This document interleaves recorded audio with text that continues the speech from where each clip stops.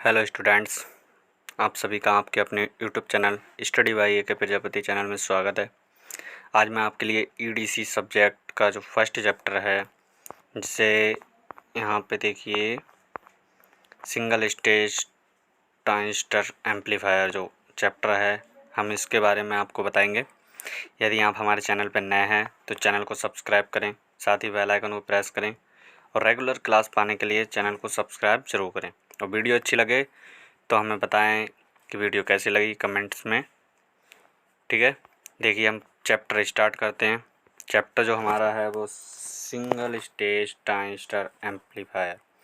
जो single stage transistor amplifier कैसे बनता है, ये इसके बारे में बताएंगे। पहले से हम थोड़ी इसकी थ्योरी पढ़ते हैं, जो कि हम बताएंगे कि एम्पलीफायर क्या होता है। देखिए, ऐसी युक्तियाँ जो किसी इनपुट सिग्नल के वोल्टेज, कोई इनपुट सिग्नल है, इनपुट सिग्नल के वोल्टेज, धारा या पावर स्तर को बढ़ाती है, प्रवर्धक या एम्पलीफायर कहलाती है।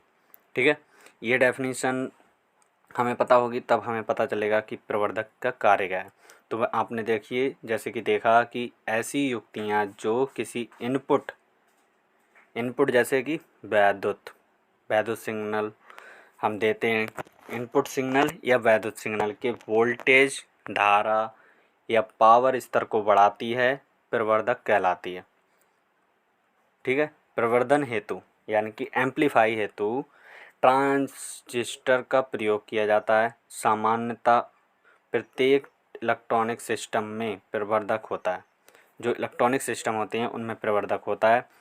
एक बड़े हॉल में प्रवर्धक की सहायता से माइक्रोफोन की आउटपुट के आयाम को इतना बढ़ाकर लाउड स्पीकर को दिया जाता है, जिससे हॉल में बैठे हर व्यक्ति माइक पर बोलने वाले की आवाज़ सुन सकता है। जैसे कि आप समझ सकते हैं कि जो हॉल में अगर कोई लेक्चर दे रहा है माइक्रोफोन के थ्रू, तो क्या होता है कि उसकी आउटपुट के आयाम को इतना बढ़ा कर लाउड स्पीकर को दिया जाता है, जिससे कि जो हॉल में बैठे हुए हर व्यक्ति को उस माइक पे बोलने वाले की आवाज़ सुनाई देती है। इसी को हम एम्पलीफाई इस तरह से करते हैं सिग्नल को।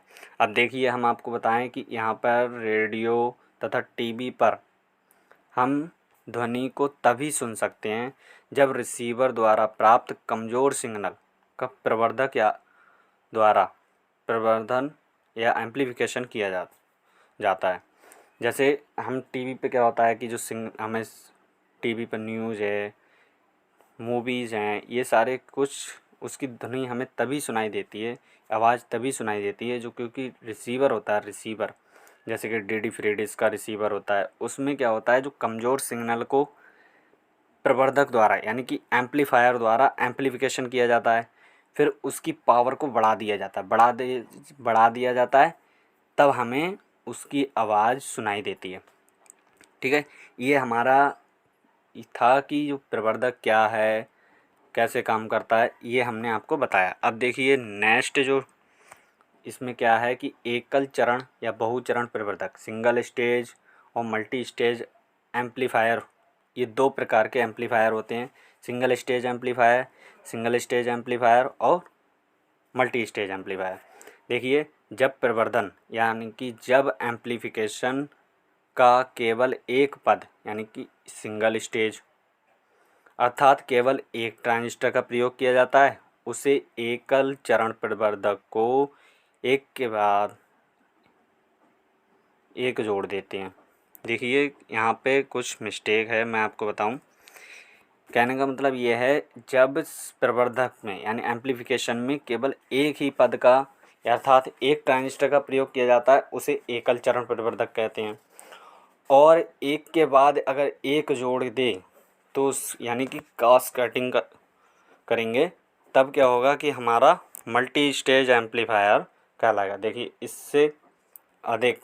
इससे अधिक वोल्टेज लाभ प्राप्त हो जाता है, जिससे प्रवर्धक में प्रवर्धन के कई पद लगे होते हैं। बहुचरण प्रवर्धक या मल्टी स्टेज एम्पलीफायर कहलाता है। ठीक है, देखिए क्या होता है कि अगर हम एक ट्रांजिस्टर का प्रयोग करते हैं तो हमें गेन बहुत कम प्राप्त होता है।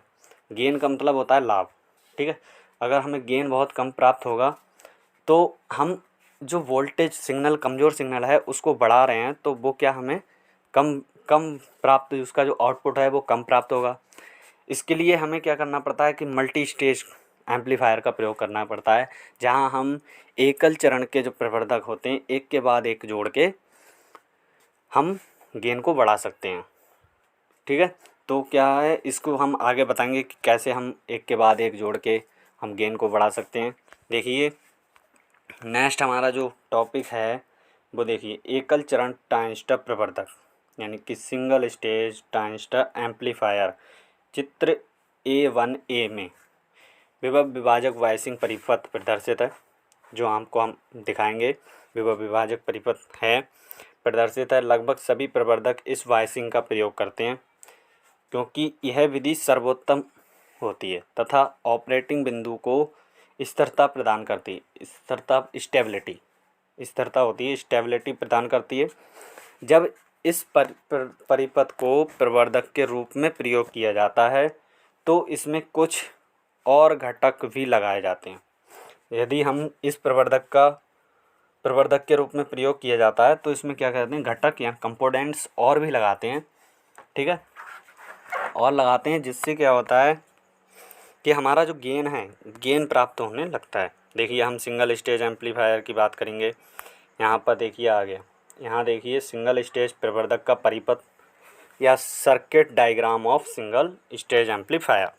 चित्र A1B में हमने सिंगल स्टेज प्रवर्धक का परिपथ प्रदर्शित किया है।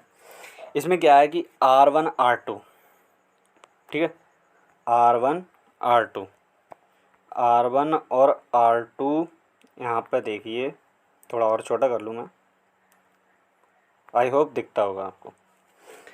यहाँ देखिए, जो A1 में सिंगल स्टेज प्रवर्धक प्रदर्शित किया गया है, इसमें जो R1 R2 तथा बायसिंग प्रतिरोध है, जो ये देखिए, ये R1 ये R2, ये क्या है कि बायसिंग प्रतिरोध है। ट्रांजिस्टर को CE यानी कि कॉमन एमिटर में मोड में संयोजित किया जाता है। जो ट्रांजिस्टर होता है, ट्रांजिस्टर, इसमें NPN ट्रांजिस्टर का प्रयोग किया गया है। NPN ट्रांजिस्टर को हम क्या करते हैं, कॉमन एमीटर को कॉमन करेंगे। जैसे कि आप देख रहे हैं, जो एमीटर है उसमें ये देखिए, ये एमीटर देखिए, ऊपर कलेक्टर, एमीटर, ठीक, और ये बेस होता है। ठीक है, तो यहाँ एमीटर को हमने ग्राउंड किया है, एमीटर को ग्राउंड किया है यानी कि कॉमन किया है। ठीक है, कॉमन मोड में संयोजित किया जाता है। सप्लाई वोल्टेज VCC, जिसे DC वायसिंग हेतु संयोजित की जाती है। ये जो VCC हमने सप्लाई वोल्टेज दी है, ये DC वायसिंग हेतु संयोजित की गई है। 3 संधारित्र भी प्रयोग में लाए गए हैं। 3 संधारित्र प्रयोग में लाए गए हैं, जिन्हें हम क्या कहेंगे, कपलिंग कैपेसिटर कहते हैं। देखिए, इनपुट और आउटपुट साइड में युग्मित जो संधारित्र हैं, C और C, इनको हम क्या कहेंगे, कपलिंग कैपेसिटर कहेंगे। ठीक है, जबकि एमीटर प्रतिरोध के समांतर में जो संधारित्र है उसे हम बाईपास कैपेसिटर कहेंगे। अब देखिए, मैं आपको इसके बारे में आपको डिटेल से बताऊंगा। देखिए, आपको ये चित्र दिख रहा है, हमने बताया था कि R1 R2 वाइसिंग की गई है, R1 R2 3 वाइसिंग परिपथ है। ठीक है, यहाँ पे मैंने आपको बताया था कि जो वो CC और CC, जो इनपुट साइड और आउटपुट साइड जो CC लगे हैं, उनको हम कपलिंग कैपेसिटर कहते हैं। और ये जो ट्रांजिस्टर है, ये ट्रांजिस्टर NPN प्रकार का है। इसमें ये एमीटर होता है, ऊपर कलेक्टर होता है और ये बेस होता है। ठीक है, एमीटर और NPN की पहचान देखिए, एमीटर से यहाँ पर ये एरो निशान लगा है, ये NPN का पहचान है। बाहर की तरफ आता है तो NPN, अंदर की तरफ अगर एरो का निशान लगा है तो PNP। ठीक है, देखिए, और ये R ही है, ये इसको हम कहते हैं एमीटर प्रतिरोध। और जो ये सी ई आर ई के समांतर में लगा है इसको हम कहते हैं वाई पास कैपेसिटर, और आर ओ बी ओ ये हमारे आउटपुट या लोड रेजिस्टेंस या लोड वोल्टेज, ठीक है। और ये प्लस वी सी सी, इसको हम डी सी सप्लाई कहते हैं, ठीक। ये हमारा सिंगल स्टेज एम्पलीफायर है। इसमें क्या होता है कि जो गेन होता है वो बहुत कम होता है, ठीक। स्टेबिलिटी ज़्यादा नहीं होती। तो इसको ज़्यादा बेहतर बनाने के लिए हमने क्या किया, और कई सारी प्रक्रियाएं की। देखिए इसके बारे में पहले हम थ्योरी में थोड़ा सा पढ़ लें, फिर आगे चल के हम आपको ये चैप्टर आज ही बिल्कुल कंप्लीट करेंगे। देखिए मैंने आपको बताया था कि जो सी ई कपलिंग कैपेसिटर या कपलिंग संधारित्र है, यह इनपुट एसी सिग्नल को पास कर देते हैं। जो इनपुट हमने दिया है, हमने जो इनपुट सिग्नल दिया उसको क्या करता है, पास करता है। किंतु जो डीसी को रोकता है, कैपेसिटर की जो प्रॉपर्टी होती है वो क्या होती है कि एसी को पास करना और डीसी को ब्लॉक करना। हमने क्या किया कि जो इनपुट साइड से हमने जो इनपुट साइड से देखिए इनपुट साइड से हमने जो वोल्टेज दी, ये इनपुट साइड से वोल्टेज दी, ये हमारी क्या है, एसी वोल्टेज है।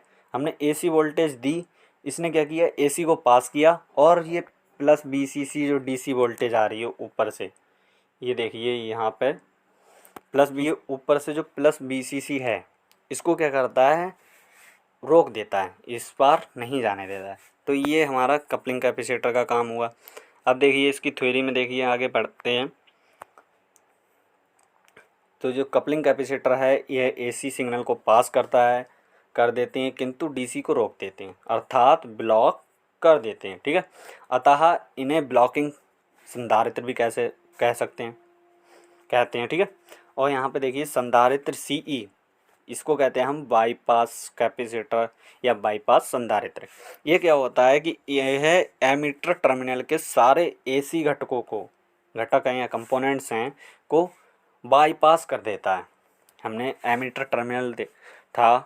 टर्मिनल पर एमीटर रेजिस्टेंस लगी थी, उसमें क्या होता है कि जो एमीटर टर्मिनल के सारे एसी घटकों को बाईपास कर देता है। ये हमारा बाईपास संधारित्र का काम होता है। यदि सीई संयोजित नहीं किया जाए तो आर ई पर उत्पन्न AC voltage input AC voltage पर प्रभाव डालेगी, ठीक है। तो इनपुट जब हम अगर यहाँ पर क्या करेंगे, जो सीई कैपेसिटर हमने लगाया है अगर इसको हटा दें तो क्या होगा कि जो सीई संयोजित नहीं किया जाएगा तो आर ई यानी कि एमीटर प्रतिरोध, एमीटर रेजिस्टेंस पर उत्पन्न जो एसी वोल्टेज है, एमीटर रेजिस्टेंस पे क्या हो रही है, उत्पन्न एसी वोल्टेज है, इनपुट एसी वोल्टेज पर प्रभाव डालेगी, ठीक है। जब प्रभाव डालेगी तो क्या होगा, देखिए प्रभाव डालेगी अर्थात बी, और इसके नीचे जो लिखा है बीई, इसको कहेंगे बेस और एमीटर पर वोल्टेज को कम कर देगी, क्योंकि बीई बराबर होता है बी वी माइनस बीई, ठीक है। तो या हम इसको कह सकते हैं बीई बराबर B V minus I E minus into R E, ये हमारा ये फॉर्मूला होता है। इसके बारे में हम आगे बताएंगे आपको। इससे प्रवर्धक का वोल्टेज लाभ घट जाएगा, वोल्टेज लाभ यानी कि गेन जो होगा घट जाएगा। अतः सीई लगाने से एसी घटक आरई को बाईपास कर देता है, जो यानी कि अगर हम एमीटर कैपेसिटर लगाते हैं यानी कि बाईपास कैपेसिटर लगाते हैं तो जो एसी घटक होंगे वो आरई को क्या करेगा, वो वापस सी के पास हो जाते हैं, वापस करके सी से पास हो जाएंगे, ठीक है। तथा आर ई से केवल डीसी ही पास होती है। तो क्या होगा, जब हमने एसी घटक होंगे वो आर ई को बाईपास करके सी से पास हो जाते हैं, तथा जो आर ई से केवल क्या बचेगी, डीसी पास होती है। देखिए प्रवर्धक इनपुट सिग्नल को कितना प्रवर्धित कर पाता है, इससे प्रवर्धक के वोल्टेज लाभ द्वारा प्रकट किया जाता है, ठीक है। देखिए आगे हम आपको बताएंगे कैसे होता है। देखिए हम आपको बताएं, ये देखिए जो सीई यानी कि सीई कॉमन एमिटर प्रवर्धक में आउटपुट वोल्टेज का इनपुट वोल्टेज के सापेक्ष कला उत्क्रमण हम इसके थ्रू आपको बताएंगे। देखिए एक सीई प्रवर्धक, एक जो सीई प्रवर्धक होता है कॉमन एमिटर प्रवर्धक या कॉमन एमिटर एम्पलीफायर में जो फॉर्मूला होता है वो B C E equal to होता है B C C minus I C into R C. ठीक, इसके बारे में मैं आपके लिए क्या करूँगा, आपको बताऊँगा मैं कल कि आगे ये इसकी जो सीई प्रवर्धक में आउटपुट वोल्टेज का इनपुट वोल्टेज के सापेक्ष कला उत्क्रमण को कोण जो क्या होगा, कला उत्क्रमण क्या होगा, मैं इसके बारे में आपको कल बताऊंगा, जिससे कि ये फार्मूला आप याद रखें। इसमें थोड़ा सा देख लीजिए, पढ़ लीजिए। जब प्रवर्धक में कोई एसी इनपुट नहीं दी जाती है तो आरसी में डीसी वोल्टतापात आईआरसी होता है, आईआरसी होता है। ठीक है, इसके बारे में देखिए मैं आपको कल बताऊंगा। अगर वीडियो अच्छी लगी हो तो लाइक करें, कमेंट्स में हमें बताएं कि कैसी लगी आपको वीडियो, और यदि चैनल पर नए हैं तो चैनल को सब्सक्राइब जरूर करें, साथ ही बेल आइकन को प्रेस करें जिससे कि आपको हमारी वीडियो का नोटिफिकेशन आपको सबसे पहले मिले। देखिए इतने सारे आपके लिए मैं लेके आया हूँ कि DC load line, AC load line, ये सारे मोस्ट इम्पोर्टेंट क्वेश्चन हैं जो एग्ज़ाम में पूछे जाते हैं। और पीडीएफ के लिए हमारा टेलीग्राम चैनल स्टडी बाई ए प्रजापति, जो आपको वीडियो का वो चैनल टेलीग्राम चैनल का लिंक जो है डिस्क्रिप्शन बॉक्स में मिल जाएगा। Thank you.